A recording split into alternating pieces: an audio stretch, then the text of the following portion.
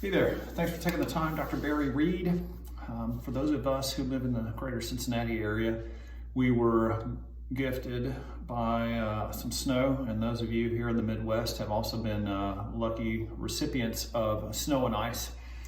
A couple of tips, and we know most of these, just for friendly reminders. If you have to go out, make sure you cover yourself, make sure you've got plenty of clothes, gloves, boots that have traction on them for clearing the sidewalks and the driveways. Take your time. If you make large steps, the likelihood of slipping goes up. If you take small, so can you see that on the video? Smaller steps, it's easier to hold your traction when you're walking. The poor kids, the kids that are going to school that carry 60 pounds in their backpack with a Chromebook, a laptop, some books, some notebooks, those poor kids. Make sure that they have the ability to maybe carry one backpack in each hand instead of all of it on their shoulders. And us big kids also should remember that carrying anything heavy, especially a backpack, causes more ability to slip and slide.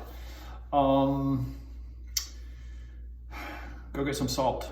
Here at the office, we had to use water softener based salt that comes in big chunks like this because the rest of the salt is out, but it works. So whatever you can do to make it work is great. In the unfortunate event, if you do have a slip or a slip and fall, sometimes they can cause issues. Get yourself inside, get an ice pack. Nobody likes using the ice. I know this, and I don't like using the ice pack. But if you have an injury, get the ice pack and suck it up and put the ice on there for 10 or 15 minutes at a time and do it 3 or 4 times the first day. What that does is it shrinks the inflammation. Yes, it will cause your muscles to be tighter. But if you use a heating pad on an injured area, then the inflammation grows, and the next couple of days you won't be in good shape. So ice pack for injuries in the last 24 hours. Use it 3 or 4 times. And if your body gets in a cycle where it's got tension on one side or doesn't want to move, then let us know. We're here to help. Normally, unless it's a broken bone or a God forbid, a cancerous situation or a infection-based situation, almost always we can help those types of situations.